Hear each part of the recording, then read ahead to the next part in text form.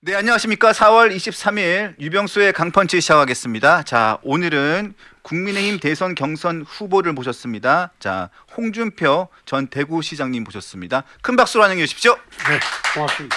안녕하십니까. 네. 제가 정치부 법조 20년을 좀 넘게 출입했는데 아이고 베테랑이네. 그런데 자, 이렇게 직접 뵙는 건 처음입니다. 참 그렇습니다. 희한하네요. 참 귀하. 나도 뭐 유성규 의원님 자제라는 것만 알지 예. 직접 보기는 처음입니다. 네. 갑자기 또 아버님 말씀을 또 예. 우리 당 의원님을 하셨습니다. 네네네, 감사합니다. 자, 오늘 또 첫 뵀으니까 제가 뭐 곤란한 질문부터 하는 건 아니고요. 아니 편하게 하세요. 편하게 하겠습니다. 뭐 대본에 없는 것도 좋고. 원래 제가 제 본대로 안 합니다. 예. 네, 알겠습니다. 그 앞에 예. 마음에 드시나요? 저희 제작진이 미리 준비해 놨습니다. 예. 고맙습니다. 예. 이거 끝나고 난 뒤에 대변인 이거 가져가자. 출연료는 안 줄 끼고. 네, 출연료는 없습니다. 이거나 가져가자. 예, 예. 출연료는 없습니다. 자, 그리고 여러 가지 별명이 있으세요. 여러 가지 별명이 있으신데 어떤 별명이 가장 마음에 드십니까? 제가 보니까 별명이 홍카콜라, 무대홍. 여기 모래시계 검사에서 모래시계도 저희가 준비했습니다. 아이. 요거 뭐 시간 제한 때문에 하는 거 아닙니다. 예. 그러니까 너무 걱정하지 마시고요. 자, 홍스트라다무스도 있고요. 자, 컴백홍, 홍풍, 홍당당, 홍반장, 나폴레옹 여러 가지 이 별명이 있는데 어떤 별명이 제일 마음에 드세요? 나는 지금은 무대홍이라는 별명이 제일 좋죠. 무대홍. 무조건 대통령 홍준표라고 하니까 네. 그게 이제 2030 애들이 지어준 거예요. 네, 2030. 그래서 캠프도 무대홍 캠프로 하고 네. 지금은 무대홍이라는 별명이 제일 좋죠. 네. 알겠습니다. 그럼 무대홍으로 제가 네. 무대홍이 제일 좋다고 하십니다. 자, 무대홍으로 제가 불러드리도록 하겠습니다. 자, 어제 저녁에 국민의힘 대선 경선 1차 결과가 나왔습니다. 자, 혹자들은 놀랐다고 하고 혹자들은 예상됐다고 얘기를 하기도 합니다. 자, 가나다 순입니다. 가나다 순. 김문수, 안철수, 한동훈, 홍준표 이렇게 이 네 분이 일단은 네 분이 1차 경선을 통과했습니다. 자, 안철수 후보가 들어오느냐, 나경원 후보가 들어오느냐를 두고 사람들이 관심이 많았었어요. 그렇죠. 예. 시장님은 예상을 어떻게 하셨었어요? 맨 처음에는? 당내 그 투표가 같이 진행됐다면 나경원 후보가 됐을 겁니다. 네. 그런데 당내 투표는 전혀 없었고 일반 국민 상대로 했기 때문에 안철수 의원이 그래도 대선을 몇 번 출마했지 않습니까? 그렇죠, 그렇죠. 그러니까 그 인지도를 바탕으로 나경원 의원이 좀 불리할 것으로 나는 봤습니다. 근데 일부 신문에 오늘 딱 보니까요. 일부 신문에 보니까 나경원 의원, 김기현 의원 다 전직 원내대표와 당 대표를 지낸 중진들인데 예. 홍준표 후보님 캠프로 합류를 한다는 기사가 요즘 조금 전에 하나가 나왔거든요. 그거는 사실인가요? 아마 그분들이 저하고 인연이 제일 많죠. 네. 정치도 같이 오래 했고. 네. 주호영 국회부의장 주호영 국회부의장 같은 경우는 사법시험 동기니까 네. 저하고 인연이 43년이죠. 그러니까 그렇죠. 캠프에 합류해달라고 내 요청하기는 좀 그래요. 네. 그분들이 우리 당의 제일 중심의 축을 이루는 분들입니다.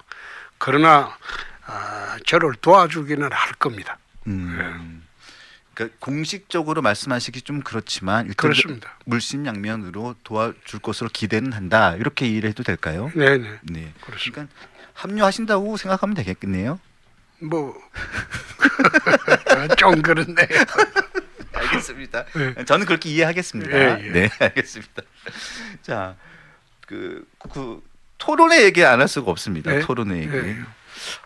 토론회 전에 미디어데이 때는 한동훈 후보와 또 우리 홍준표 후보님이 굉장히 케미가 되게 좋다. 굉장히 화기애애한 분위기. 그렇죠. 네. 그래서 후보님이 그런 말씀도 하셨잖아요. 얘기를 해본 건 처음이었는데 얘기해 보니까 사람이 괜찮아 보이더라. 좋아 보이더라. 아직까지는 이렇게. 예. 근데 토론회를 하다가 막판에 말씀을 하시면서 키높이 구두하고 보종 속옷 그리고 생머리 말씀을 하시다가 질문을 그냥 멈추셨어요. 예. 그러면서 그쪽 한동훈 후보 캠프 쪽에서는 홍 후보님을 향해서 공격을 했고 B급이다 공격을 했고 또 홍 후보님도 거기서 다시 또 반박을 하셨는데 그러고 난 다음에 사실은 좀 언론에서 좀 그 부분에서 비판 기사도 비판이 있었죠. 예, 비판 기사도 많았습니다. 정책은 안 하고 왜 그런 걸 했냐? 네. 정책은 그날 다 발표를 했어요. 네.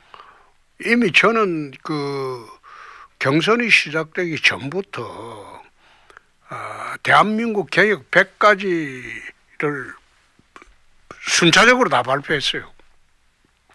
오늘 아마 마지막 100 플러스 1로 국민통합 방안을 발표를 합니다. 네. 발표를 하는데 정책은 이미 준비가 다 돼 있죠. 지난 석 달간 준비를 했으니까. 네. 그리고 대선 경험도 제일 많으니까. 많죠.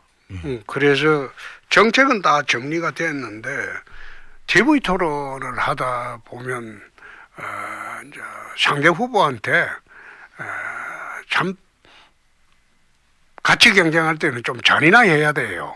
잔인하게. 그래 해야 되는데 이 경선은 이재명이 잡을 사람 뽑는 경선입니다. 네. 이재명을 잡을 사람을 그렇습니다. 뽑는 경선. 이 경선의 목적은 이재명이 잡을 사람 뽑는 경선입니다. 네. 그래서 이제 저로서는 선배니까 후배들한테 좋은 말 하면서 경선을 치러야 된다는 그런 부담이 좀 있습니다. 네. 있고 또 경선 후에 화합을 생각하지 않을 수가 없어요. 예. 그래서 그날은 정책은 이미 발표 다 했고 또 정책을 토론하면서도 발표를 다 했습니다. 네. 하고 난 뒤에 이제 이미지 정치는 오래 가지 못한다. 네. 그걸 우회적으로 한번 이야기해 본 겁니다. 네. 우회적으로. 네. 그런데 발끈하고 대드는 거 보니까 내가 물은 취지를 잘못 이해하고 있는 것 같다. 그런 생각이 들었어요. 네. 그래서 그게 큰 논란이 좀 됐어서 그래서 좀 그제 어제 오늘까지도 그게 논란이 좀 되고 있어서 한번 입장을 여쭤본 거고요.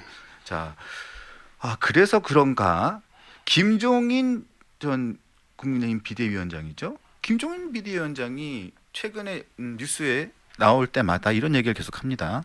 한동훈 전 후보가 이재명을 이길 수 있는 후보이고 홍준표 후보는 왜 나왔는지 모르겠다. 이런 식의 표현을 합니다. 그리고 다른 후보들은 다 평가 전환을 합니다. 그 이유가 예전에 다른 악연이 있어서 그러신 건지 아니면 김종인 전 비대위원장이 다른 안목이 있어서 그런 겁니까? 어떻게 보십니까? 나는 한번 거꾸로 물어보겠는데 왜 지금까지 저래 정계에 남아서 설치는지 이해가 안 된다. 네. 김종인 전 비대위원장. 김종인 그분은 저하고 악연이 좀 있습니다. 동아은행 사건. 그렇죠. 함성희 검사가 주인 검사라도 동아은행 사건에 내가 한 20분간 들어가서 자백을 받았거든요. 뇌물 자백을. 함성희 선배 대신해서 들어가서 함성희 선배가 좀 들어가라고 그랬어요 그때. 밤새도록 해보니 자백이 안 나오니까 네가 한번 들어가 봐라. 그때 이제 대검에 우리 내부 수사 이건계 신건 전재기 그 선배들 수사로 대검에 파견 나가 있을 때인데 나는 그것을 김종인 수석을 처음 봤어요. 예. 그래서 20분 설득을 해서 자백을 받고 그 90년대 초반이시죠? 예. 93년 예, 예. 그때 악연이죠. 그때 악연이니까 지금까지 계속되고 있는 거 보니까 나는 그때 이후로는 그 사건을 떠올리지도 않고 그러는데 김종인 그 씨는 언론에 나올 때마다 그거 가지고 자꾸 물고 늘어지고 하니까 그 참 저 사람 왜 여태 안 들어가고 아직까지 나와서 설치냐 내가 그런 생각을 하죠. 그 김종인 전 위원장도 좀 보면 최근에 그 명태균 관련해서도 좀 계속 수사를 좀 받고 있는 상황이신데, 그렇죠. 예, 그래서 좀그 리스크. 명태균이가 그 김종인 씨를 아버지로 생각한다고 그래 이야기를 합니다. 네, 정치적 아버지로. 네. 그리고 또 매일 아침 서로 여러 가지 사안에 대해서 전화를 서로 주고받고 했던 사안이라고 좀 알려져 있고요. 네. 예. 그리고 또 여론조사도 이쪽으로 보냈다고 얘기를 하고 본인도 이 부분에 대해서 시인을 했던 부분도 있고요. 그런데 김종인 전 위원장이 최근에 홍 후보님과 한동훈 후보를 이렇게 딱 구별지어서 설명을 계속 하고 있어서 그 부분에 대해서 한번 여쭤보고 싶었어요. 근데 그 이제 맥혀 들어가겠어요? 그게 국민들한테? 네. 네, 자기는 아직도 그 착각을 하고 있어요. 그래서 그런 데 대해서는 내가 일체 코멘트 하지 않습니다. 네, 알겠습니다. 자, 이제 4명으로 남은 이제 토론회가 이제 있습니다. 이 토론회 방식이 좀 특이합니다. 이제 이렇게 한 분을 지목을 해가지고 이제 토론하게 되는 것이죠. 누구를 지목하실 생각이세요? 그거 오늘 미디어 데이 들어가서 내가 한번 보겠습니다. 굉장히 그게 전 제일 궁금한데. 글쎄요. 예. 내가 들어가서 한번 보겠습니다. 그래서 한동훈 후보를 지목하실 건지 김문수 후보를 지목하실 것인지. 그거는 제가 보기에는 흥행을 위해서는 안철수 후보는 지목하지 않으실 것 같은데. 제가 마지막이거든요. 지명권이. 예. 그래서 지명권이 많이 딴 남았어요. 사람 지명하는 거 보고 내가 결정할게요. 그 경우에 따라서는 다 홍 후보님을 지목하실 수도 있어요. 그러면 좋죠. 4번 다 하실 수 있습니다. 그러니까 네 네번 번을. 다 저를 지목하면 내가 말할 기회도 많고 좋겠죠. 네. 근데 네 분 다 안 할 수도 있어요. 나한테 잘못 물었다가 바로 대치기 당할 수가 있으니까. 알겠습니다. 오늘 미디어 데이에서 그 결정되는 거군요. 예. 근데 마음속으로 아직 정하신 분은 없으시고요? 없습니다. 네. 진짜 없습니다. 아니 근데 안 할 사람은 정하셨잖아요. 안 할 사람은. 아니요. 그것도 안 정했고 그거 가서 보고. 아니 안 할 사람은 정하셨잖아요. 아니요. 그렇지 않습니다. 그러세요? 난 그 방식도 오늘 아침에 들었어요. 오늘 아침에 들으셨어요? 진짜요. 왜 이렇게 빨리빨리 정보를 좀 들으세요? 아니, 정보가 문제가 아니고 예. 당내 경선은 가능하면 화합으로 가져가는 게 좋겠다. 그래서 어떤 방식으로 하든 나는 거기에 구애되지 않고 내 방식대로 해 나갈 겁니다. 지난번에 그랬잖아요. 뭐 밸런스 게임인가 희한한 거 이야기할 때 예. 내가 그거 안 한다고. 아니 2번 다 안 하신다고 아니, 하잖아요. 안 한다고 그랬어요. 그 바퀴벌레였나? 아니 그게 말이 되는 소리를 해야지. 바퀴벌레하고 자동차 바퀴. 아이고 그 누가 그런 발상을 했는지 저 아니에요. 유치하기 이럴 데 없는 내가 그런 거는 대답 안 한다고 그랬어요. 네, 저 같아도 대답하기 곤란하겠더라고요. 그러니까요. 제가 말씀드리다가 깜빡한 게 있는데요. 김정희 전 위원장이 네. 작년 12월 말에 모 정치인에게 전화를 걸어서 네. 그 얘기를 했답니다. 네. 별의 순간이 왔다. 그거는 뭐 한동훈한테 했겠죠. 아니요. 누구? 누군지는 말씀 못 드리겠는데 지금 후보 아니에요. 원래 그 사람 별점 치는 사람 아닙니까? 나는 그 점성술사라고 그래요. 천공처럼 요즘 하는 행동 보면 무슨 천공 건진법사처럼 네. 별점 치는 사람인데 네. 나는 그런 사람 말로 안 믿습니다. 네. 예. 그래서 한번 여쭤봤습니다. 그래서 혹시 뭐 그런 말씀을 들어보신 적은 없죠? 아직까지? 아니요. 나는 그거 믿지 않습니다. 그렇지 않습니까? 네. 아, 네, 알겠습니다. 자, 그럼 아직까지 토론을 어느 분하고 할지가 정해지지 않았는데 그 부분이 좀 굉장히 궁금한 부분이어서 여쭤본 거고요. 일단은 자, 그 강적들이 한번 나오셔서 네. 후보님이 그런 말씀하셨어요. 음. 아, 이제 2명으로 압축되는 여론조사가 있는데 이 웬만하면 2명으로 압축되는 여론조사가 없었으면 좋겠다. 예. 라는 말씀하셨어요. 예. 그러니까 과반으로 끝냈으면 한다는 말씀이시죠? 51%. 51%로. 2차에서 51%만 득표하면 음. 결성이 없이 본선에 가니까 네. 이게 지금 본선 시간이 얼마 남지 않았어요. 얼마 안 남았죠. 예. 진짜 남지 않았습니다. 조속히 이건 경선보다 본선 준비를 해야 되는 그런 시간입니다. 예. 그래서 지금 보면 지금 내부적으로 여론조사를 돌리고 계시거나 이런 부분들은 있습니까? 내부적으로 여론조사를 한번 이렇게 우리는 여론조사 한 일이 없어요. 내부적으로 해보시는 거 없으시고요. 알겠습니다. 그리고 좀 1차 토론회에서도 한동훈 전 대표, 한동훈 후보 쪽과 이렇게 좀 논쟁이 있었던 부분이 또 탄핵 관련된 부분입니다. 윤 대통령에게 하야와 관련해서 말씀을 전달한 적이 있는 것으로 예. 이제 알고 있는데 그게 시점이 언제쯤 됐고 어떤 내용이었는지가 궁금합니다. 그게 헌재 선고 한 달 전일 겁니다. 네네네. 마지막 선고에서는 최후 진술하잖아요. 네네네. 그때 하야를 말씀드리는 게 좋겠다. 네. 이미 정치적 책임은 져야 하지 않겠나. 그래서 대통령직을 계속 수행하기는 어려울 것 같으니까 본인이 스스로 하야 계획을 헌재에서 마지막 진술로 하면 기각으로 갈 것이다. 네. 그러나 하야 계획을 이야기하지 않으면 어떻게 구속됐다 풀려난 대통령, 계엄까지 한 대통령을 계속 대통령하게 헌재에서 용납을 하겠느냐. 그래서 아마 최종 진술하기 한 달 전쯤 제가 헌재 마지막 최종 진술 때 하야 계획을 밝히는 게 좋겠다. 그런데 마지막 진술에 하야 계획은 안 밝히고 네. 임기에 연연하지 연연하지 않게. 않는다. 그 말씀을 하니까 느낌이 좀 불명확하다. 네.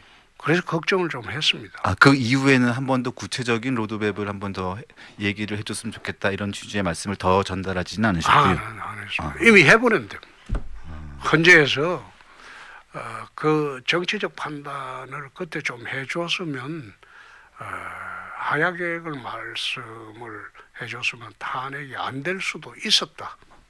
난 그래 봅니다. 네. 자, 그리고 그날 토론회에서 이런 논란이 오갔습니다. 윤 전 대통령 탄핵과 관련해서 탄핵까지 가기보다는 자진 하야의 기회를 줬어야 한다는 의견을 분명히 밝히셨는데요. 한 후보는 이렇게 얘기를 했습니다. 계엄에는 반대를 했는데 탄핵에 대해서 반대를 했다면 결과적으로 계엄에는 찬성한다는 의미가 아니냐 이런 식으로 질문을 하셨잖아요. 그건 홍 후보님께. 법무부 장관 출신답지 않는 네. 그런 질문이죠. 그런 논리 비약이 어디 있습니까? 그래서 자기 편한 대로 물어본 거지 뭐. 네. 그래서 그 논리가 어떤 혹자들은 그게 그럼 중간 지역은 없는 것인가? 왜냐하면 그 당시에 상당수의 많은 의원들은 계엄에 반대한다고 해서 이게 바로 탄핵으로 가야 되는 것이냐를 두고 많은 논쟁이 있었지 그렇죠. 않았습니까? 국민의힘 광역단체장 12명이 모여서 할 때에도 탄핵은 반대하자. 그러나 자진하야토록 우리가 추진하자. 그런 모임을 갖다가 가지고 발표를 한 일도 있습니다. 네. 있는데 굳이 그게 왜 계엄을 하게 되었느냐. 계엄의 가장 큰 문제점이 뭐라고 생각하십니까? 그걸 시발점. 정치적 자폭으로 봤습니다. 정치적 자폭. 정치적 자폭으로 봤습니다. 왜 터무니없는 계엄을 꺼내들었느냐. 야당은 탄핵을 21번이나 했어. 네.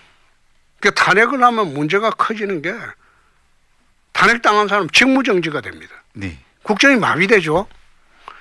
거기다가 인사청문회를 하면서 단 한 사람 동의해 준 사람이 없어요. 네. 총리도 바꾸고 싶은데 못 바꾼 거는 야당이 동의 안 해줄 것 같아서 못 바꿨습니다. 네. 국정 수행하기 어렵거든. 네. 3년 동안. 네.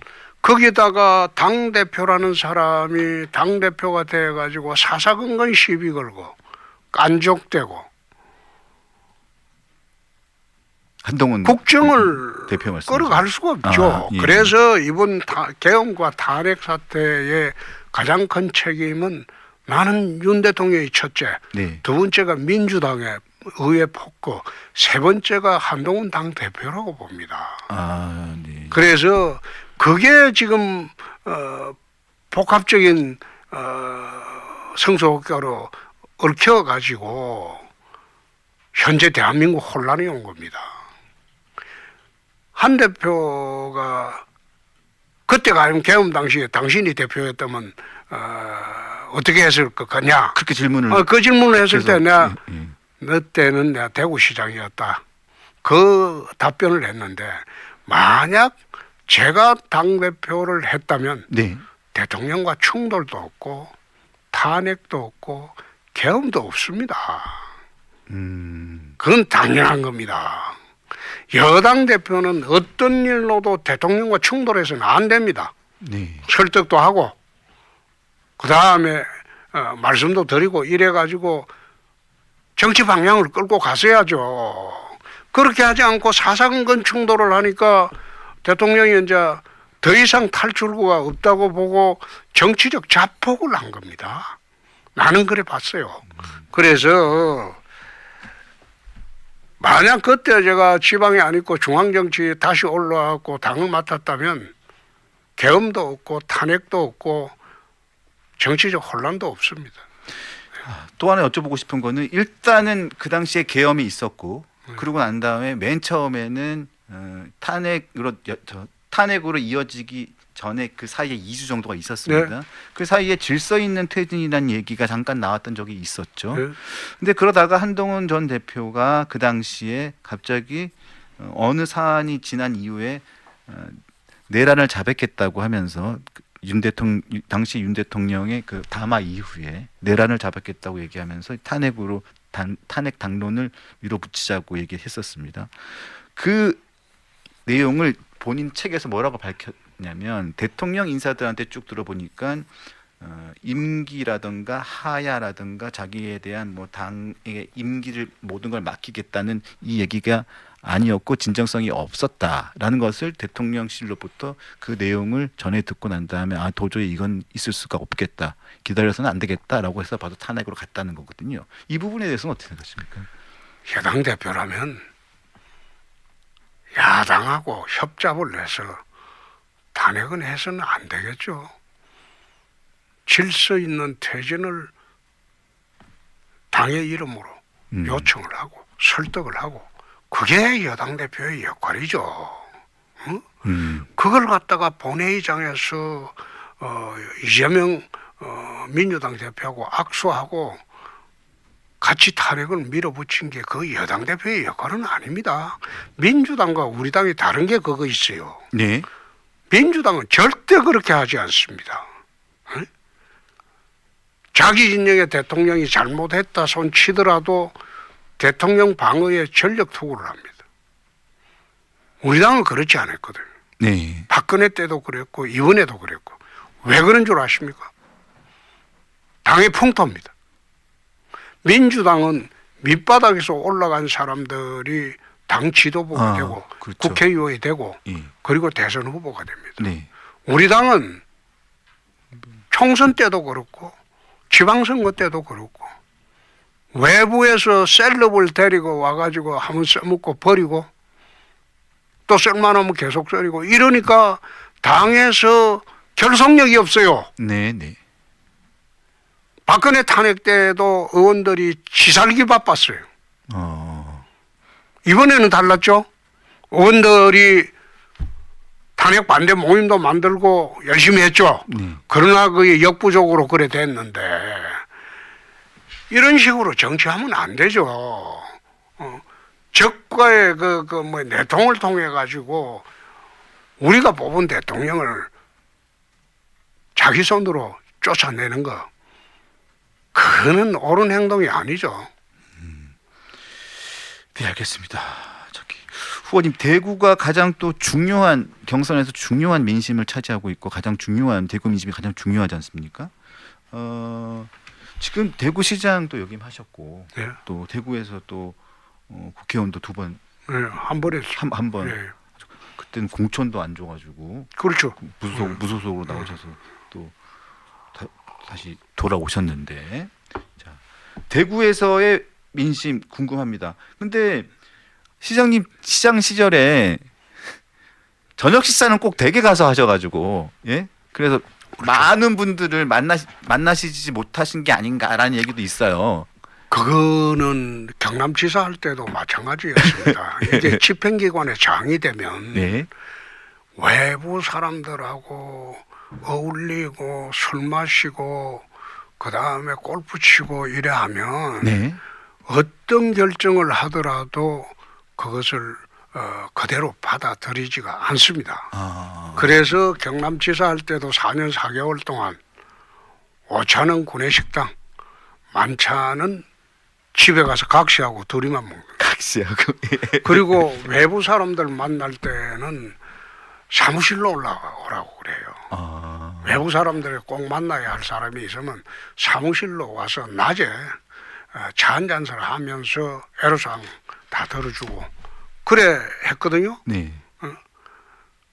지방에 가면 토 카르텔이 다 있어요. 네, 네, 네. 있죠. 대한민국 다 예, 어디가나 있죠. 지방마다. 예, 있죠. 그래서 토 카르텔하고는 나는 어울리지가 않죠. 무슨 말씀인지 알겠습니다. 그래서 저녁 식사는 각시와 함께. 그렇죠. 네, 각시와 함께. 네, 알겠습니다. 자, 요즘에 경선이 이제 진행되면서 이 대통령 윤 전 대통령 탈당 요구가 지금 계속 본물처럼 터집니다. 그래서 그 계기가 여러 가지 계기가 있었습니다만 그 윤 대통령 변호인들이 뭐 신당을 창당한다는 해프닝이 있고 난 다음부터 더 터진 것 같아요. 그 입장을 좀 여쭤보겠습니다. 그거는 신당 창당설은 낭설이라고 절대 그런 일 없다고 용산에서 저한테 전화 왔어요. 연락이 왔고 정진서 그거는 뭐 실장이요? 더 이상 논의할 필요 없고 정진서 실장이 전화만. 그 다음에 정진서 실장이 전화를. 아니요, 정진석 실장이 왜 저한테 전화해요? 그거는 용산 윤 대통령 핵심 접근으로부터 네네네. 우리 쪽에 연락이 와서 그건 전혀 낭설이니까 네. 고려 안 하셔도 된다. 네. 그 다음에 탈당 문제가 그렇습니다. 윤 대통령이 탈당한다고 해서 탄핵이 없어집니까? 계엄이 없어집니까? 박근혜 대통령이 구속이 됐죠. 파면됐을 때 네. 탄핵됐을 때 내가 탈당 요구한 일이 없습니다. 탈당을 요구하지 않았어요. 그 다음에 나중에 1년 반인가 지나서 1년인가 지났는가 당대표로 다시 복귀해서 지방선거 앞두고죠. 네. 문재인 대통령이 사회주의 개헌을 하려고 했어요. 그런데 우리 당의 의원만으로 저지하기가 어렵게 돼버렸어요. 네. 그래서 바른정당에 가 있던 사람을 10몇 명을 복당시킬 때 들어오시는 복당하는 사람들의 조건이 박근혜 출당입니다. 네, 네. 그래서 제 기억에는 2017년도 10월경인가 사회주의 개헌을 막으면서 박근혜 대통령을 출당을 시켰어요. 네. 출당을 약속대로 시켜줬어요. 네. 바른정당에서 들어오는 사람들, 복당하는 사람들 네. 요구 조건을 출당시켜주고 그날 페이스북에 더벅 스탑스 히어리 예, 예. 모든 책임은 내가 진다. 예. 그때 출당을 시켰어요. 아, 네. 그래서 아직까지도 그 박근혜 전 대통령은 그 앙금이 저한테 좀 있을 섭섭하신 겁니다. 모양이더라고요. 네. 앙금이 좀 있을 겁니다만은 네. 그러나 이번 경우는 틀리죠. 네. 계엄 탄핵으로 윤 대통령은 정치적 책임을 진 겁니다. 네. 그리고 계엄 탄핵하는데 우리 당 일부가 계엄하는데 아무든 관련된 사람이 없고 그 다음에 탄핵하는데 한동훈하고 일부가 부안해동 하기는 했지만 우리 당 대부분 사람들이 탄핵을 반대했어요. 자진하야 쪽으로 하자고 했어요. 네, 그렇죠. 그러면 쪽이 많았죠. 지금 와서 윤 대통령 탈당 여부 가지고 그건 취업 말단적인 문제다 이겁니다. 지금은 미래로 가는 대선을 생각해야죠. 나라가 이렇게 혼란하고 국제 정세가 긴박한데 이걸 갖다가 정리해 줄 사람이 과연 누구냐. 미래로 가는 대선을 만들어야지 왜 지나간 과거에 대한 집착으로 대선을 만들려고 하느냐. 나는 그게 기본적으로 그 논의하는 자체가 난센스라고 봅니다. 네, 알겠습니다. 근데 간단하게 하나 여쭤보면 지금 당사에 보면 전직 대통령에 대한 그 사진 네. 그건 제가 그랬어요. 그림을 2011 년도에. 그려놓은 거 있잖아요. 예. 근데 아직까지 보면 이명박 박근혜 전 대통령의 사진은 아직 없어요. 만약에 후보가 되시면 당무 우선권을 갖고 계시잖아요. 아니요. 그게 이제 이승만 대통령하고 그 사진을 2011년도 내가 그랬어요. 네. 2011년도 당 대표 때 그랬는데 이승만 대통령은 독재 마지막에 그 14이근에 했어도 네. 건국 대통령입니다. 네. 그리고 박정희 대통령은 인권 논란이 있었어도 조국 근대화 대통령입니다. 네, 네, 네. 그다음 대한민국 시대가 민주화 시대죠. 네, 김영삼. 민주화 시대를 만든 게 Y였습니다. 네. 그 이외의 대통령님들께서는 큰 뚜렷한 업적을 국민들에게 내세우기가 좀 그렇다. 네. 그래서 안 그런 겁니다. 네. 걸지 않은 겁니다. 그러니까 이명박 박근혜 당무 우선권을 당무 우선권을 갖고 계시더라도 이명박 박근혜 사진 이 부분은 아직 논의를 아직 그거는 걸 때가 아니다고 나온 겁니다. 입당 여부는 복당 여부는 복당 여부가 아니고 복당은 또 복당 부분은 그거는 그분들이 이제 정계 은퇴하신 분들이니까 굳이 복당하고 하는 거는 난센스가 아닐까요? 나라의 어른들이 다 돼버렸는데. 알겠습니다. 네. 자, 이제는 이재명과 어떻게 싸울 것인가를 여쭤보겠습니다. 네. 지금 뭐 경선 중이기 때문에 그 부분을 감안하더라도 지금 이재명 대표의 지지율은 계속 상승 추세인 거는 사실인 것 같아요. 예. 좀 50%를 넘는 뭐 여론조사도 있고요. 그거는 ARS고.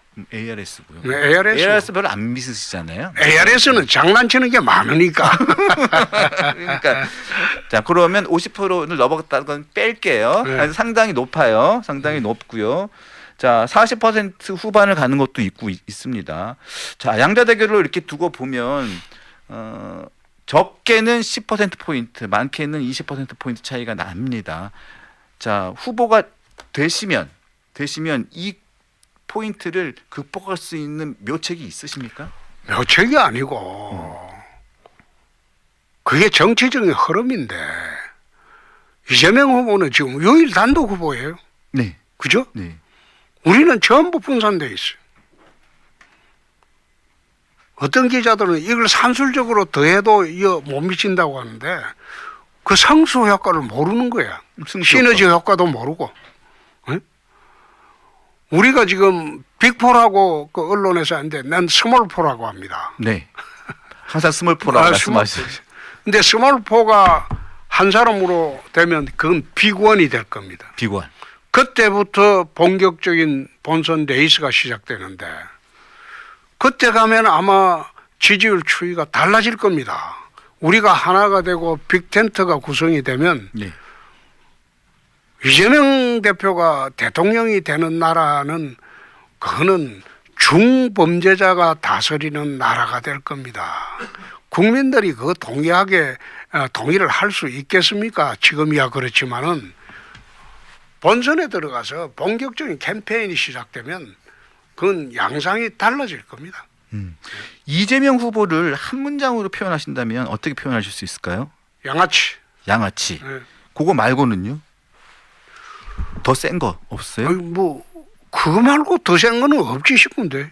정가 사범 뭐 이렇게 아니 그거는 다 합쳐서 양아치라는 그렇게 거죠. 표현하는 분도 계시다고요. 아니 그거 다 정가사. 합쳐서 정과사범 중범죄자 뭐 그래요? 폐륜 뭐 다 합쳐서 하는 말이 나는 양아치 같다. 자, 만약에 후보가 되신다면 후보가 되십니다. 되시면 이제 5월 4일 날 후보 결정이 나잖아요. 자, 그러면 그 앞에 날 수도 있죠. 그러니까요. 그러니까 과반이 되면요. 네. 그렇죠? 과반 네. 51%가 되면요. 네. 자, 원튼 간에 원치 않든 간에 단일화 이야기가 또 나올 수 있습니다. 그렇습니다. 정치 상황상. 자, 먼저 한덕수 권한대행에 대한 얘기가 나올 것이고요. 그런 다음에 또 이준석 의원에 대한 얘기가 또 네. 나올 것입니다. 또 거기에 더 나아가서 또 전병헌 의원이 뭐 있는 뭐 새 네. 무슨 네, 민주당 그 당도 있을 것이 있고요. 또 반명 빅텐트라고 보통 네, 얘기를 합니다만 빅텐트에 들어갈 수 있는 사람들은 어디까지라고 보시는 겁니까? 우선 그 한덕수 대행 이야기를 자꾸 하는데 네, 네. 한덕수 대행의 가장 중요한 책무는 이번 대선의 공정한 관리입니다. 관리 그래서 나는 한덕수 대행은 뺐으면 좋겠다. 뺐으면 좋겠다. 예. 거기에 직무에 충실하는 게 맞지 않느냐. 두 번째 이준석 의원하고는 늘상 이야기를 하고 있습니다. 그것은 아마 이준석 의원을 안고 가지 않으면 대선이 좀 힘들지 않을까. 네. 난 그런 생각을 늘 합니다. 네. 세 번째 이제 이낙연 총리를 비롯해서 반명 인사들은 우리하고도 같이 할 수도 있겠다. 네. 그런 생각을 하고 네. 또 일부 접촉을 하고도 있습니다. 예. 그리고 나머지 이제 민주당 내 반명 인사들은 선거 때 우리가 건드리는 것은 결례가 되겠죠. 네. 그거는 우리는 반명 빅텐트에 포함을 시키지 않으려고 합니다. 불쾌한 질문일 수 있지만 그래도 제가 안 여쭤볼 수가 없습니다. 만에 하나 한덕수 총리가 정말 선거에 출마하겠다고 해서 사직서를 내고 무소속 출마 선언을 하고 뛰어들어서 예를 들어서 10%라든가 15%의 지지세를 유지한 상태에서 레이스에 뛰어든다고 한다면 실체 있는 후보 있는 상황에서 단일화 논의를 안 하실 수는 없는 상황 아닙니까? 글쎄 가정을 전제로 그런 이야기를 하는데 나는 그게 내 정치 30년 했습니다. 어처구니 없는 설계라는 겁니다. 저우염소. 예.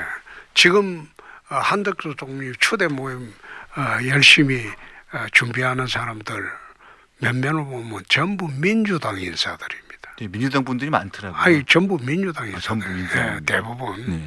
그러면 그분들이 우리 당 잘되라고 초대 모임을 하겠습니까? 그거는 내가 보기에는 우리 당 해방하려고 하고 있는 겁니다. 우리 당 후보의 경쟁력을 약화시키고 해방 놓으려고 우선 하고 있는 거고, 두 번째 민주당 인사들이 한덕수를 초대했으면 단일화는 이재명이 하고 해야죠. 그 왜 우리한테 갖다 붙입니까? 그 민주당 인사들이 우리 당에 다 입당을 할 건가요?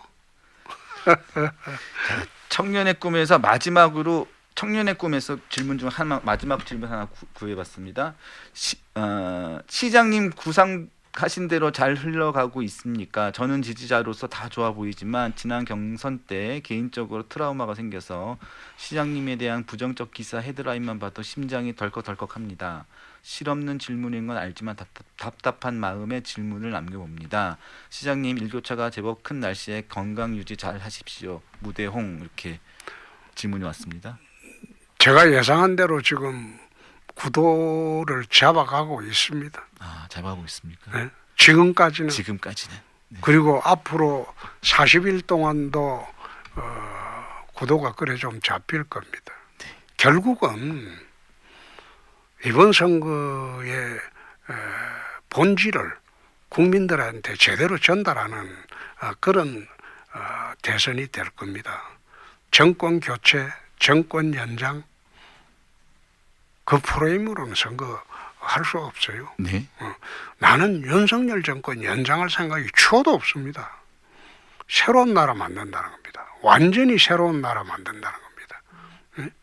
지금 비리와 부패와 폐륜이 얼룩진 중범죄자가 통치하는 나라로 갈 것인지, 홍준표 정권으로 갈 것인지, 그 양자를 대비해서 국민들에게 선택을 묻는 겁니다. 그 전략으로 지금 가려고 하고 있기 때문에 네. 나머지는 나는 곁다리라고 봅니다. 네. 알겠습니다. 그래서 한덕수 뭐 운운하는 것도 전부 곁다리라고 봅니다. 무슨 말씀인지 알겠습니다. 그러니까 홍준표 정권을 만들겠다. 그렇습니다. 네. 부패 정권 그리고 범죄자 정권에 네? 맞선 홍준표 정권을 만들겠다. 정의가 강물처럼 흐르는 그런 세상이 홍준표 정권이죠. 네. 알겠습니다. 이재명 정권 되면 저 거짓말 정부가 될 겁니다. 우리는 정직한 정부가 될 거고. 네. 그런 식으로 국민들한테 물어봐야죠. 네. 국민들한테 물어보고 내 선거 공보물에도 그 중심으로 쓰라고 했어요. 네. 네. 두 사람 딱 대비해가지고 누구한테 나라를 맡기는 게 좋을 것이냐. 상식, 비상식, 정가적. 그렇게 많습니다. 이렇게 예, 많습니다. 음주운전, 예. 이렇게만 놔둬도 됩니다. 아니 그러니까요. 그러니까 국민들이 비상식의 나라로 만들고 범죄자의 나라로 만들려면 그건 도리가 없는 거죠. 네. 그래서 그런 식으로 우리가 대선 전략을 짜놨습니다. 네. 추진을 그렇게 할 거고요. 네. 예. 오늘 벌써 40분이 지났는데 오늘 조금 있다가 바로 비전 발표회가 11시 예, 반에 예. 여의도 있으신데 바로 출발하셔야 되는데 예. 귀한 시간 내주셔서 감사드립니다. 고맙습니다. 본 후보 되시면 다시 한번 또 모시겠습니다. 네, 그때 오겠습니다. 약속해 주시는 거죠? 예, 예. 알겠습니다. 그때 오겠습니다. 네, 감사합니다. 지금까지 홍준표 후보였습니다. 감사합니다. 감사합니다.